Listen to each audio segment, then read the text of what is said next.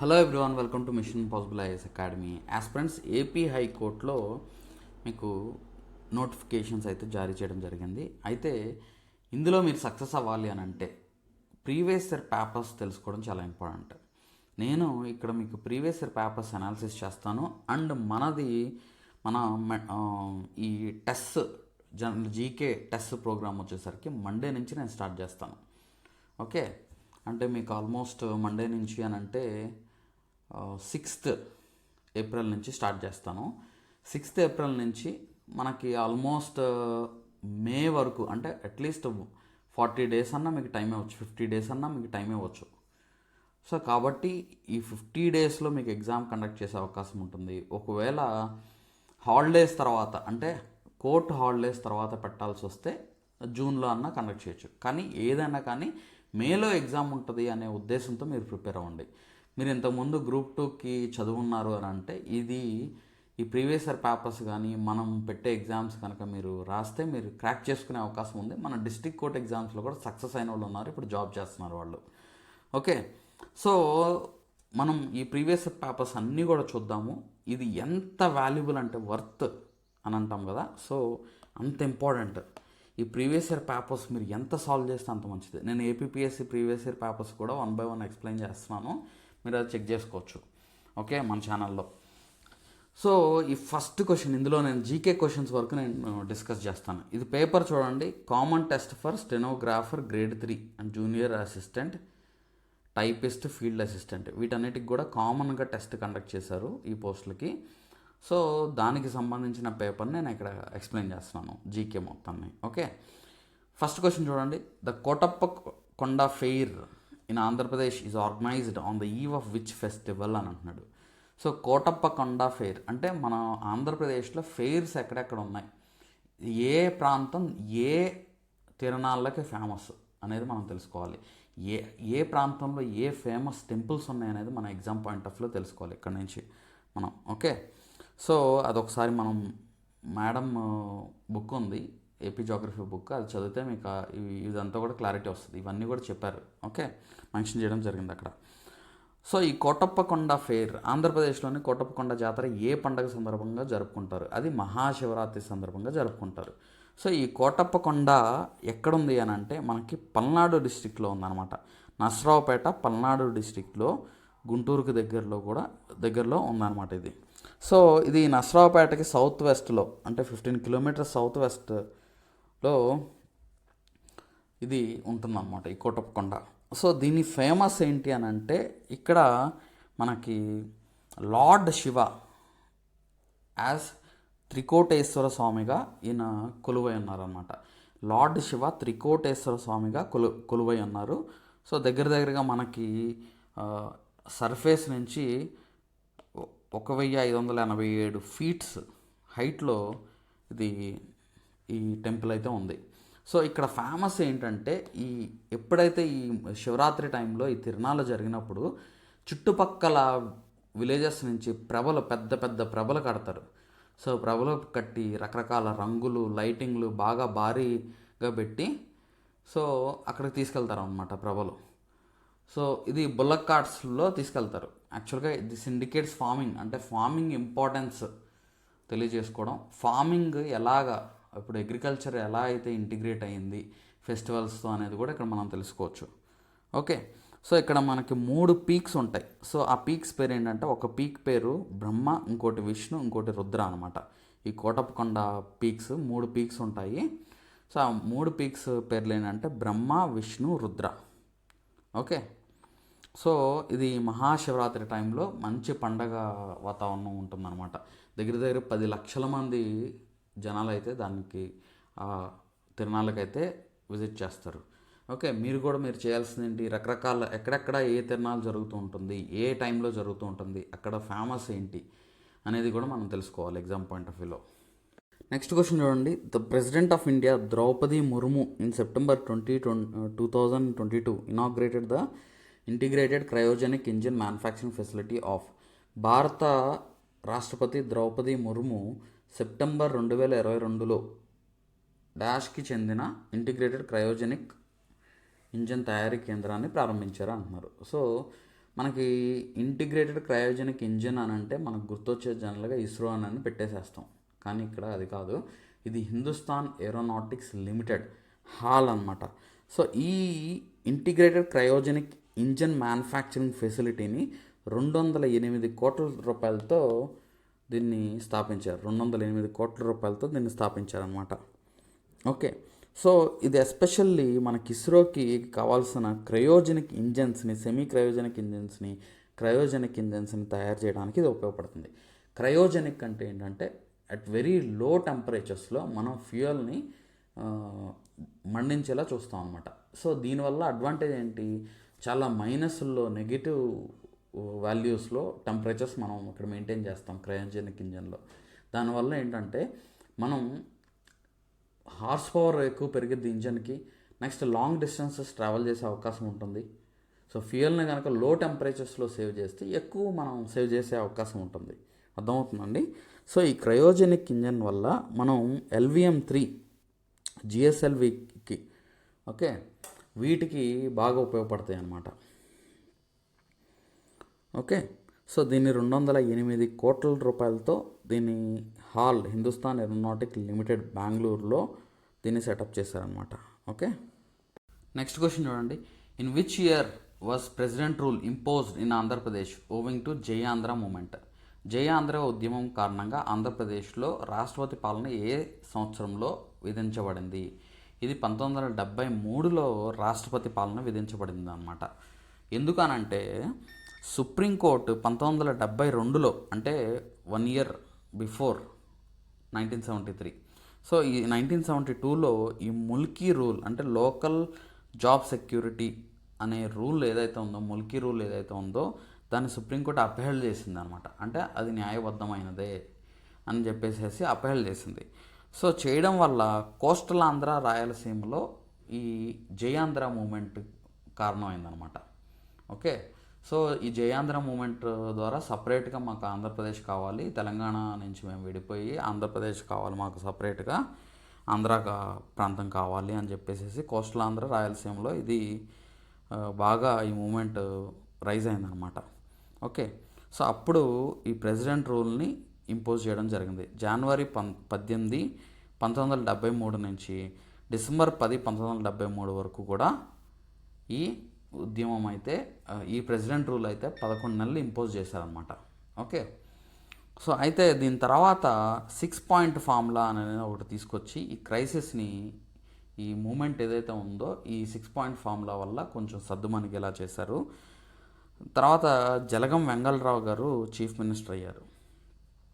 Okay, Jalagam Vengala Rao గారు chief minister అయ్యారు. So ఈ ప్రెసిడెంట్ రూల్కి ముందు ఎవరు చీఫ్ మినిస్టర్గా ఉన్నారు అని అంటే పివి నరసింహారావు గారు చీఫ్ మినిస్టర్గా ఉన్నారనమాట. ఆయన రిజైన్ చేశారు. తర్వాత ఈ ప్రెసిడెంట్ రూల్ అనేది వచ్చింది. నెక్స్ట్ క్వశ్చన్ చూడండి. The Penukonda Bapayya Swami Baba Fakruddin Dargah Urs which is symbol of religious tolerance in South India is located in which district of Andhra Pradesh? So ఇది కూడా మన ఏపీ జాగ్రఫీ బుక్లో ఇవ్వడం జరిగింది. సో ఈ పెనుకొండ బాపయ్య స్వామి దర్గా ఎక్కడుంది అని అంటే అప్పుడు అనంతపురంలో ఉంది, ఇప్పుడు శ్రీ సాయి డిస్ట్రిక్ట్ ఆఫ్ ఆంధ్రప్రదేశ్లో ఉందన్నమాట. సో ఇక్కడ ఈయన సయ్యద్ ఫక్రుద్దీన్ అనే ఈయన 1169లో ఓకే 1169లో ఈయన ఇరాన్లో సిస్టన్ ప్రాంతంలో ఆయన పుట్టారనమాట. సో ఆయన అక్కడ నుంచి వచ్చి అక్కడ ఆయన ఆ కింగ్షిప్ని వదిలేసేసుకొని, ఆ రాజరికాన్ని వదిలేసేసుకొని మన పెనుకొండలో సెటిల్ అయ్యారనమాట. సో ఈయన సూఫీ సెయింట్. ఇప్పుడు మనకి భక్తి మూమెంట్, సూఫీ మూమెంట్ అని వచ్చింది కదా. సో ముస్లిమ్స్లో కూడా ఈ రిఫార్మ్స్లో భాగంగా సూఫీజం అనేది. సో ఈయన సూఫీ సెయింట్ అనమాట. సో ఎస్పెషల్లీ ఈ దర్గాకి ముస్లిమ్స్ హిందూస్ ఇద్దరు కూడా ఈ దర్గాకి వస్తారు. ఇక్కడ పూజలు అనేది చేస్తారనమాట. సో గంధపు పూజ మహోత్సవ్, శాండిల్వుడ్ సెరమనీ అనేది ఈ మార్చ్లో సెలబ్రేట్ చేసుకుంటారు. చాలామంది ఈ బాబా ఫక్రుద్దీన్ దర్గాకి అయితే రావడం జరుగుతుంది. నెక్స్ట్ క్వశ్చన్ చూడండి. As per ENVIS which type of soil covers nearly 25% of land area in Andhra Pradesh. ENVIS ప్రకారం ఆంధ్రప్రదేశ్లో దాదాపు 25% భూభాగంలో ఏ రకమైన నేలలు ఉంటాయి అని అంటున్నాడు. సో మనకి ఆంధ్రప్రదేశ్లో యాక్చువల్గా మెజారిటీ పర్సంటేజ్ వచ్చేసరికి రెడ్ సాయిల్స్ ఆక్యుపై చేస్తాయి అన్నమాట. ఎర్ర నేలలు, red soils. Okay, almost red soils 66% of పర్సంటేజ్లో ఆక్యుపై చేస్తుంది. ఓకే, బ్లాక్ సాయిల్స్ వచ్చేసరికి 25%, అంటే మనకి నల్లరేగడి నేలలు అనమాట, 25% ఆక్యుపై చేస్తుంది. ఇంకా మిగతా వచ్చేసరికి కోస్టల్ లైన్లో కోస్టల్ అలువియల్ సాయిల్స్ అని అంటాము. ఇంకా కొన్ని ప్రాంతాల్లో హై సాల్ట్ కంటెంట్ ఉన్న దగ్గర మనం ఈ సెలైన్ సాయిల్స్ అనేవి ఉన్నాయన్నమాట. Okay, so 25% of land area occupy చేసింది ఏది అని అంటే అది మనకి బ్లాక్ సాయిల్స్. ఈ సాయిల్స్ గురించి మంచిగా డీటెయిల్డ్గా మన ఏపీ జాగ్రఫీ బుక్లో ఇవ్వడం జరిగింది. నెక్స్ట్ క్వశ్చన్ చూడండి. The YSR Aarogyasri scheme launched by Andhra Pradesh government is covered for all categories with annual income less than 5 lakh as of October 2022. అంటే ఎవరికి ఈ వైఎస్ఆర్ ఆరోగ్యశ్రీ స్కీమ్ వర్తిస్తుంది అని చెప్పేసి అంటున్నాడు. ఇది 5 lakh కన్నా తక్కువ ఉంటే యాన్యువల్ ఇన్కమ్ వాళ్ళకి ఇది వర్తిస్తుంది అనమాట. అయితే ఇప్పుడు ఈ వైఎస్ఆర్ ఆరోగ్యశ్రీ స్కీమ్ కాస్త దాన్ని టీడీపీ గవర్నమెంట్లో డాక్టర్ ఎన్టీఆర్ వైద్య సేవ స్కీమ్ కింద దీన్ని మార్చారనమాట. ఓకే, సో ఈ డాక్టర్ ఎన్టీఆర్ వైద్య సేవ స్కీమ్ ప్రకారం ఏంటంటే 25 lakh ఫర్ ఫ్యామిలీ, అంటే ప్రతి కుటుంబానికి యాన్యువల్గా 25 lakh కవరేజ్ అనేది ఇవ్వడం జరుగుతుంది. బీపీఎల్ ఫ్యామిలీస్ అనమాట, బిలో పవర్టీ లైన్లో ఉన్న ఫ్యామిలీస్కి ఇది కవరేజ్ అనేది అప్లై అవుతుంది అనమాట. నెక్స్ట్ క్వశ్చన్ చూడండి. Many charter acts were passed during British rule in India. Identify the charter act which was never passed. అంటే మనకి చార్టర్ యాక్ట్స్ బ్రిటిష్ గవర్నమెంట్ టైంలో, బ్రిటిషర్స్ టైంలో చార్టర్ యాక్ట్స్ అనేవి పాస్ చేశారు. సో ఆ పాస్ చేసిన వాటిలో ఏది చార్టర్ యాక్ట్ కిందకి రాదు, ఓకే, చార్టర్ యాక్ట్ కానిది ఏది అని అడుగుతున్నాను అనమాట. ఓకే, సో ఇక్కడ చూడండి, మనకి చార్టర్ యాక్ట్ ఆఫ్ 1833, ఎస్, మనకి చార్టర్ యాక్ట్ ఆఫ్ 1833 ఉంది, చార్టర్ యాక్ట్ ఆఫ్ 1813 ఉంది, చార్టర్ యాక్ట్ ఆఫ్ 1793 ఉంది. ఓకే, చార్టర్ యాక్ట్ ఆఫ్ 1793 ఉంది. సో కానీ ఇక్కడ మనకి 1764 అనేది చార్టర్ యాక్ట్ లేదు. ఎందుకంటే మనకి 1764లో బ్యాటిల్ ఆఫ్ బక్సర్ జరిగిందనమాట. సో బ్యాటిల్ ఆఫ్ బక్సర్ జరిగింది తర్వాత మనం ఫస్ట్ 1773లో రెగ్యులేటింగ్ యాక్ట్ వచ్చింది. రెగ్యులేటింగ్ యాక్ట్ ద్వారా కంపెనీని కంట్రోల్ చేయడం స్టార్ట్ చేసింది Britishers. Okay, so regulating act తర్వాత మనకి పిట్స్ ఇండియా యాక్ట్ వచ్చింది 1784లో. దాని తర్వాత వచ్చిన యాక్ట్స్ చార్టర్ యాక్ట్స్ అనమాట. ఒక 3 చార్టర్ యాక్ట్స్, 3-4 చార్టర్ యాక్ట్స్ వచ్చాయి. ఓకే, సో కాబట్టి ఏది ఏ యాక్ట్ అనేది ఎప్పుడు వచ్చింది, ఆ ఇయర్ కూడా గుర్తుపెట్టుకోవడం చాలా ఇంపార్టెంట్ అనేది ఈ క్వశ్చన్ బట్టి మీకు అర్థమవుతుంది. నెక్స్ట్ క్వశ్చన్ చూడండి. Which of the following became the top performing state UT under the Ayushman Utkrisht Puraskar Ayushman excellence awards 2022. క్రింది వాటిలో ఆయుష్మాన్ ఉత్కృష్ట పురస్కార్ ఆయుష్మాన్ ఎక్సలెన్స్ అవార్డ్స్ 2022 కింద అత్యుత్తమ పనితీరు కనబరుస్తున్న రాష్ట్రం, కేంద్రపాలిత ప్రాంతంగా ఏది నిలిచింది అని అంటున్నాడు. సో ఇది ఆంధ్రప్రదేశ్ అనమాట. సో ఆంధ్రప్రదేశ్ టాప్ పర్ఫార్మింగ్ స్టేట్గా 2022 అవార్డ్స్లో టాప్ పర్ఫార్మింగ్ స్టేట్గా నిలబడింది అనమాట. సో మన ఆంధ్రప్రదేశ్లో 2022లో ఈ ఆయుష్మాన్ ఎక్సలెన్స్ అవార్డ్స్లో బెస్ట్ పర్ఫార్మింగ్ డిస్ట్రిక్ట్గా పార్వతీపురం మన్యం డిస్ట్రిక్ట్ నిలిచిందనమాట. ఓకే, సో ఈ అవార్డ్స్ ఏంటి, నేషనల్ ర్యాంకింగ్ కనుక ఇస్తే, ఏదైనా న్యూస్లో ఉండి నేషనల్ ర్యాంకింగ్ కనుక ఉంటే అందులో ఆంధ్రప్రదేశ్ స్టాండ్ ఏంటి, ఆంధ్రప్రదేశ్ ఎక్కడ ఉందనేది కూడా exam point of view important. So మీకు సార్ ఇది ఇన్ఫర్మేషన్ ఎక్కడ దొరుకుతుంది సార్ అని చెప్పేసి ఉండొచ్చు. మీకు కరెంట్ అఫైర్స్లో, అంటే ఒకవేళ రీసెంట్ది అయితే మాత్రం కరెంట్ అఫైర్స్లో వస్తాయి. ఒకవేళ మీకు ఆల్రెడీ మనకు సర్వే రిలీజ్ అయ్యి ఉంది అనుకోండి, సర్వేలో కూడా మీరు చెక్ చేసుకోవచ్చు. ఈవెన్ ప్రీవియస్ అవార్డ్స్ కూడా మీరు తెలుసుకోండి. గతంలో జరిగిన అవార్డ్స్ ఏదన్నా ఉన్నా కానీ ఆంధ్రప్రదేశ్ సంబంధించిన అవార్డ్స్ కూడా మీరు తెలుసుకోండి. ఓకే, సో కాబట్టి ఈ ఆయుష్మాన్ ఉత్కృష్ట పురస్కార్ అంటే ఆయుష్మాన్ ఎక్సలెన్స్ అవార్డ్స్ అనేది మనకు ఆయుష్మాన్ మంతన్ అనేది జరిగిద్ది అనమాట. సో మీటింగ్ జరిగిద్ది ఆ టైంలో, ఆరోగ్య మంతన్ అనేది జరుగుతుంది. ఆరోగ్య మంతన్ ప్రోగ్రాంలో దీన్ని ఈ అవార్డ్స్ ఇవ్వడం జరుగుతుంది అనమాట. సో ఎస్పెషల్లీ ఇది కేటగిరీ ఏంటంటే ఆయుష్మాన్ భారత్ ప్రధానమంత్రి జన్ ఆరోగ్య యోజన అండ్ డిజిటల్ మిషన్ని కనుక బెటర్గా ఇంప్లిమెంట్ చేస్తే సో ఈ అవార్డ్స్ ఇవ్వడం జరుగుతుంది. ఓకే, నెక్స్ట్ క్వశ్చన్ చూడండి. In September 2022 the chief election commissioner road to the union law ministry to limit anonymous political donations and recommended disclosure of all donations above dash unlike the current rule which states that political parties are required to disclose all donations above 20,000 through their contribution report.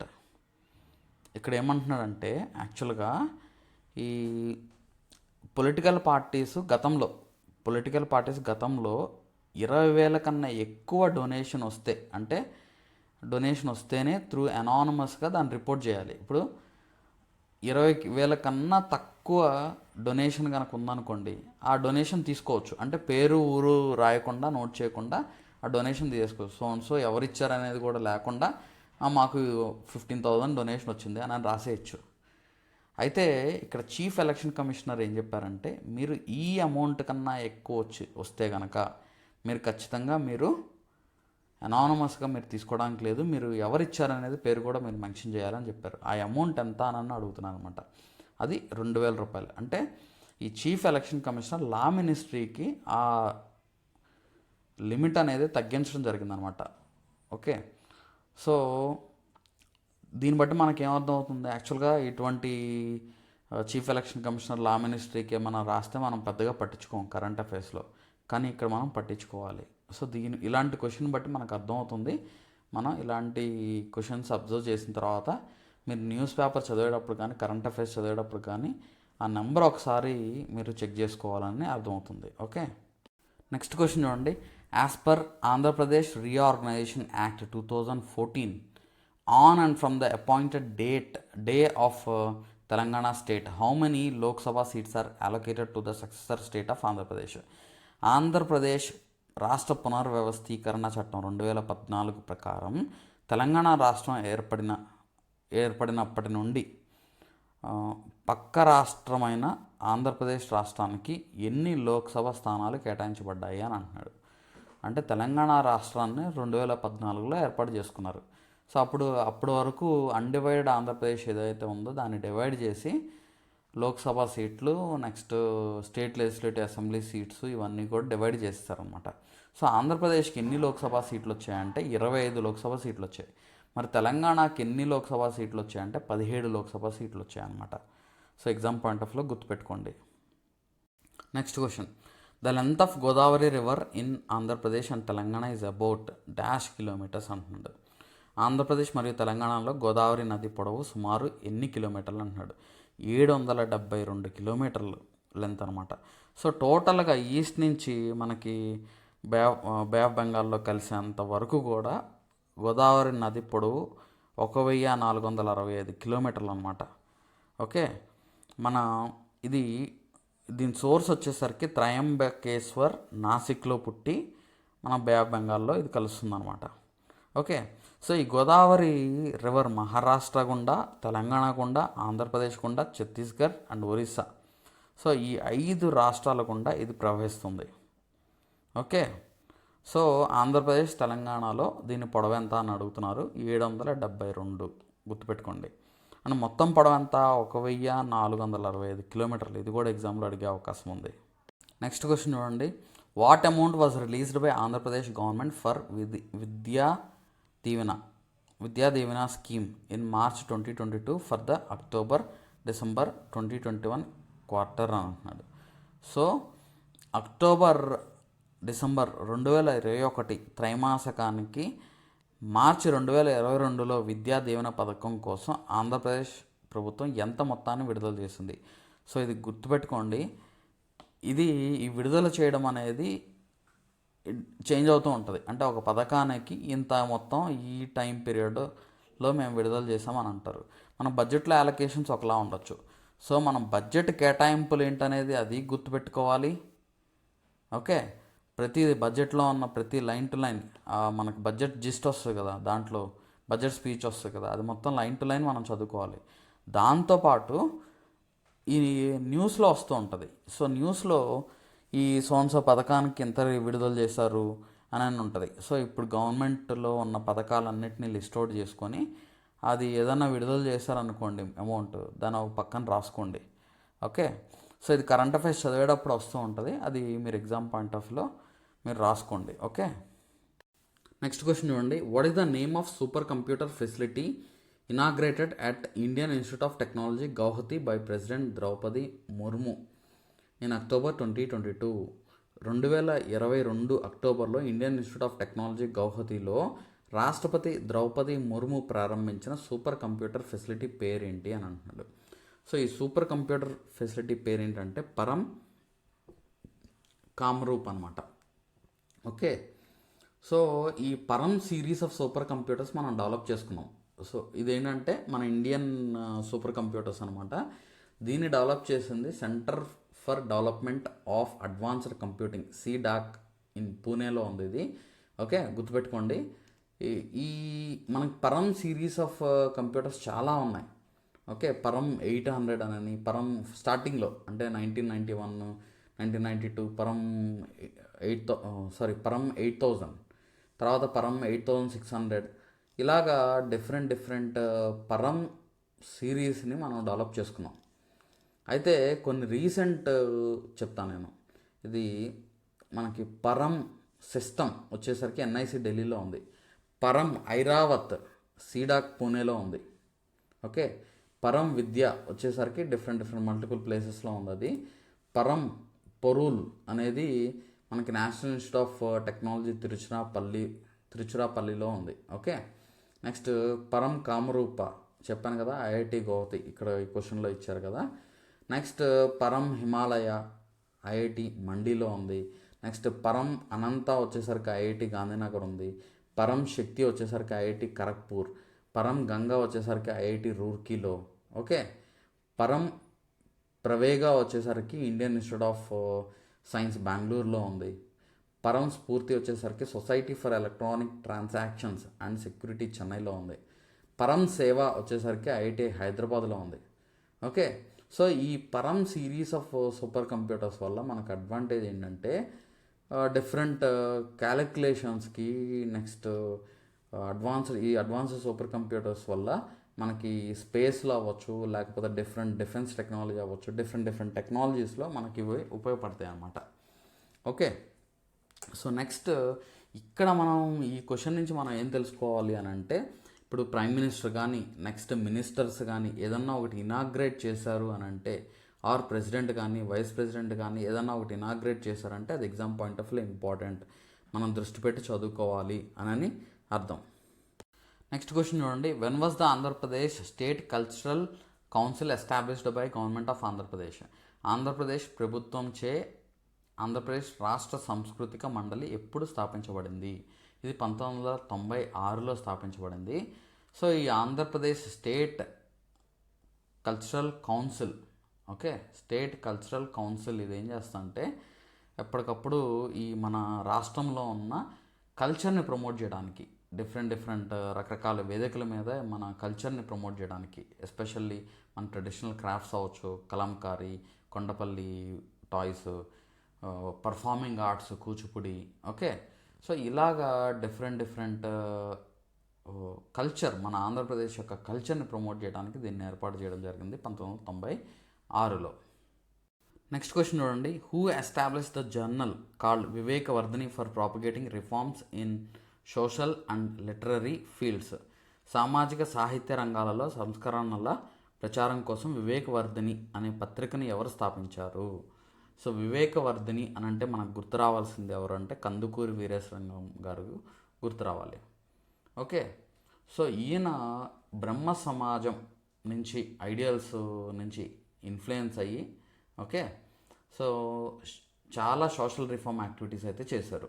So ఈయన మనకి ఆంధ్రప్రదేశ్లో child marriage dowry system, Madras Andhra Pradesh మొత్తంలో child marriage dowry సిస్టమ్కి అగేన్స్ట్గా ఈయన fight చేశారనమాట. Okay, ఈయన్ని father of Telugu renaissance movement అని అంటారు. Father of Telugu renaissance movement అని అంటారు. ఉమెన్ ఎడ్యుకేషన్ ఈయన బాగా ప్రమోట్ చేశారు. రీమ్యారేజెస్ ఆఫ్ విడోస్, రీమ్యారేజెస్ ఆ టైంలో అసలు సొసైటీ సపోర్ట్ చేసేదే కాదు. సో కానీ ఈయన రీమ్యారేజెస్ ఆఫ్ విడోస్ కోసం ఆయన ఫైట్ చేశారనమాట. నెక్స్ట్ బ్రహ్మ మందిర్ని ఆయన కన్స్ట్రక్ట్ చేయించారు 1887లో. నెక్స్ట్ హితకారిణి స్కూల్ అని చెప్పేసి 1908లో ఆంధ్రప్రదేశ్లో ఏర్పాటు చేశారనమాట. నెక్స్ట్ ఈయన రాసిన నోవల్ రాజశేఖర చరితము అనే నోవల్ ఫస్ట్ తెలుగు లిటరేచర్లో ఫస్ట్ నోవల్ అని అంటారు. సో ఈయన ఫస్ట్ నోవల్ కూడా రాశారు. 16th ఏప్రిల్ ఈయన బర్త్ యానివర్సరీ సెలబ్రేట్ చేసుకుంటారు. ఓకే, సో గుర్తుపెట్టుకోండి. ఇలాగా మిగతా ఇప్పుడు మనం ఏపీఎస్సీ చదివేటప్పుడు ఇప్పుడు టంగుటూరి ప్రకాశం పంతులు అవ్వచ్చు, లేకపోతే శ్రీరంగం శ్రీనివాసరావు గారు అవ్వచ్చు, బూర్గుల రామకృష్ణ, సో వీళ్ళ గురించి మనం ఇలాంటి ఫేమస్ పర్సనాలిటీస్ ఎవరైతే వచ్చారో వాళ్ళు చేసిన ముఖ్య కార్యక్రమాలు ఏంటి, లిటరరీ వర్క్స్ ఏంటి, ఎక్కడెక్కడ ఏమేమి స్థాపించారు, ఇవన్నీ కూడా వాళ్ళ కంట్రిబ్యూషన్ ఏంటి అనేది మన ఎగ్జామ్ పాయింట్ ఆఫ్ వ్యూలో తెలుసుకోవాలి. సో వాటిని చదివేటప్పుడు స్పెసిఫిక్గా దృష్టి పెట్టండి. ఇలాంటి క్వశ్చన్స్ మనకు రిపీట్ అవ్వచ్చు. ఓకే, నెక్స్ట్ క్వశ్చన్ చూడండి. According to data from World Air Quality Report 2021, out of 35 least polluted cities suburbs in India dash are in South India అని అంటున్నాడు. So World Air Quality Report ప్రపంచ వాయు నాణ్యత నివేదిక 2021 data ప్రకారం భారతదేశంలో అతి తక్కువ కాలుష్యం గల 35 నగరాలు సబర్బుల్లో దక్షిణ భారతదేశంలో ఎన్ని ఉన్నాయని చెప్పేసి అంటున్నారు. సో ఇక్కడ దీని ప్రకారం అయితే మనకు 2021 రిపోర్ట్ ప్రకారం 30 దక్షిణ భారతదేశం నుంచి 30 ప్రాంతాలు ఉన్నాయన్నమాట. Okay, least polluted cities or సబర్బ్స్లో. ఓకే, అంటే ఎక్కువ లీస్ట్ పొల్యూటెడ్ వచ్చేసరికి సౌత్ ఇండియా నుంచి ఎక్కువ ఉన్నాయని మనం అర్థం చేసుకోవచ్చు. అయితే ఇది రీసెంట్గా కూడా మనకి 8th annual world Air Quality report 2025 release అయింది. సో ఈ వరల్డ్ ఎయిర్ క్వాలిటీ రిపోర్ట్ని రిలీజ్ చేసేది ఎవరు అని అంటే ఐక్యూ ఎయిర్. ఈ ఐక్యూ ఎయిర్ అనేది యాన్యువల్గా ప్రతి సంవత్సరం ఈ ర్యాంకింగ్ అనేది ఇస్తుందన్నమాట.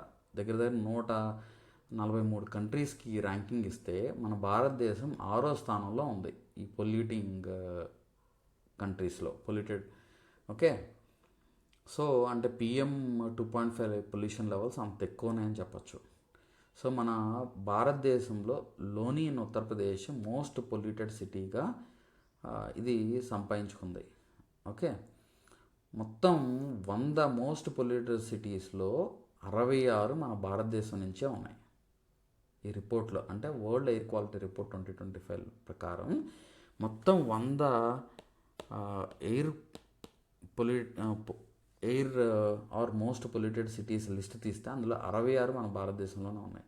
అందులో ఢిల్లీ ఉంది, గజియాబాద్ ఉంది. Okay, New Delhi ranked the most polluted capital city in the world 8th consecutive time. అంటే మొత్తం ప్రపంచంలో ఉన్న క్యాపిటల్ సిటీస్ అన్నిటిలో టాప్లో న్యూఢిల్లీ ఉందన్నమాట క్యాపిటల్ సిటీస్లో, అంటే మోస్ట్ పొల్యూటెడ్ ర్యాంకింగ్లో.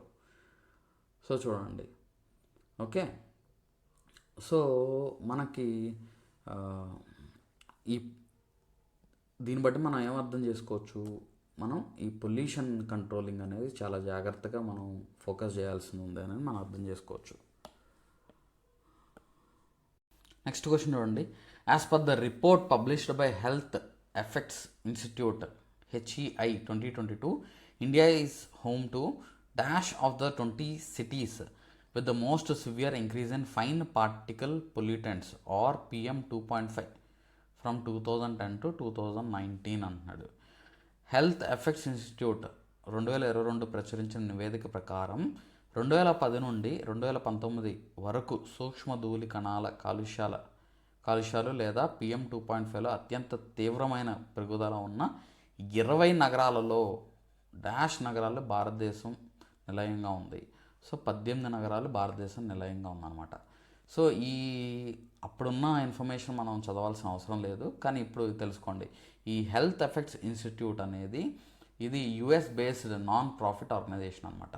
సో ఈ US based non profit organisation ఏం చేస్తుందంటే ఎయిర్ పొల్యూషన్ హెల్త్ ఎఫెక్ట్స్ ఏంటి, ఎయిర్ పొల్యూషన్లో డిఫరెంట్ సిటీస్కి, అంటే State of global air report release చేస్తుంది ఇది every year. State of global air report అనమాట. సో ఇది ఈ నాన్ ప్రాఫిట్ ఆర్గనైజేషన్ ఈ రిపోర్ట్ ద్వారా ఈ ఎయిర్ పొల్యూషన్ వల్ల ఎంత డేంజర్ అనేది ఎప్పటికప్పుడు సమాజానికి తెలియజేస్తుంది అనమాట. దగ్గర 200 కంట్రీస్లో ఇది కవర్ చేయడం జరుగుతుంది. ఓకే, సో ఈ డేటా అనేది ఇలాంటి రిపోర్ట్స్ కనుక వచ్చిందని చూడండి. ఎయిర్ పొల్యూషన్ మీద 2 క్వశ్చన్లు వచ్చాయి మనకి. ఓకే, ఎయిర్ పొల్యూషన్ మీద 2 క్వశ్చన్లు. ఇలాంటి ర్యాంకింగ్ కనుక ఇన్ఫర్మేషన్ కనుక వచ్చింది అని అంటే మన ఎగ్జామ్ పాయింట్ ఆఫ్ వ్యూలో తెలుసుకోవాలి, గుర్తుపెట్టుకోండి. ఓకే, హెల్త్ ఎఫెక్ట్స్ ఇన్స్టిట్యూట్ ఏం చేస్తుందంటే state of global air report release చేస్తుంది ఎవ్రీ ఇయర్. ఓకే, గుర్తుపెట్టుకోండి. నెక్స్ట్ క్వశ్చన్ చూడండి. As per the economic survey 2007-2008 the government of India dependency ratio in India, అంటే ratio of dependent to working age population, ratio of dependent to working age population declined from 0.8 in 1991 to dash in 2001. So ఇది యాక్చువల్గా అది ఎప్పుడో survey sir, అప్పటికెళ్ళి మనం చదువుకోవాలంటే కాదు. మన economy చదువుకునేటప్పుడే ఈ కీలకమైన డేటా కూడా ఇచ్చుంటారు. సో దాంట్లో మనం చదువుకుంటాం అన్నమాట. భారత ప్రభుత్వం ఆర్థిక సర్వే 2007-2008 ప్రకారం భారతదేశంలో డిపెండెన్సీ రేషియో ఆధారపడిన వారి మరియు పనిచేస్తున్న వయసు వారి నిష్పత్తి 1991లో 0.8 నుండి 2001లో డాష్కి తగ్గింది అంటున్నాడు. సో 2001లో 0.73కి తగ్గింది అనమాట.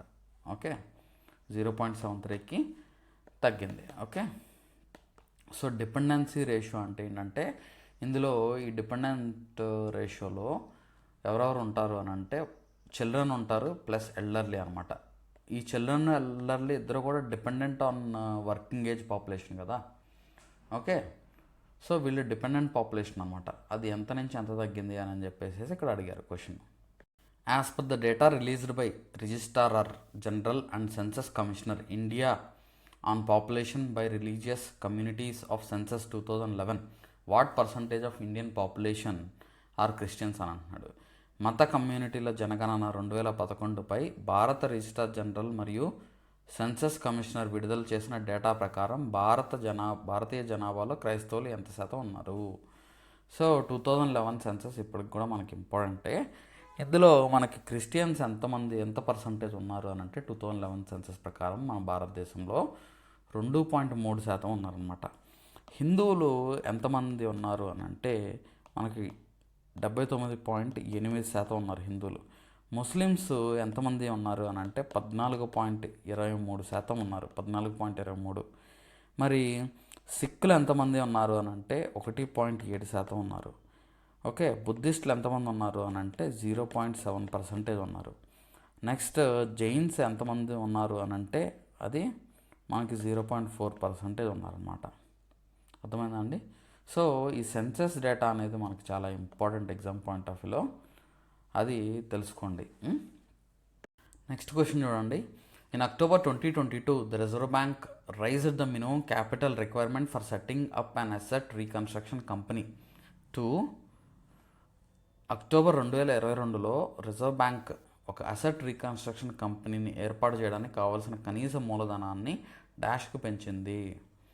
సో అది 300 కోట్లకు పెంచింది అనమాట. అంటే ఇంతకుముందు 100 కోట్లు ఉండేది, దాన్ని 300 కోట్లకు పెంచింది. సో ఈ అసెట్ రీకన్స్ట్రక్షన్ కంపెనీ అంటే ఏంటి అని అంటే ఇప్పుడు ఫర్ ఎగ్జాంపుల్ ఎన్పిఎస్ అని ఉంటాయి, అంటే నాన్ పర్ఫార్మింగ్ అసెట్స్ అని అంటారు.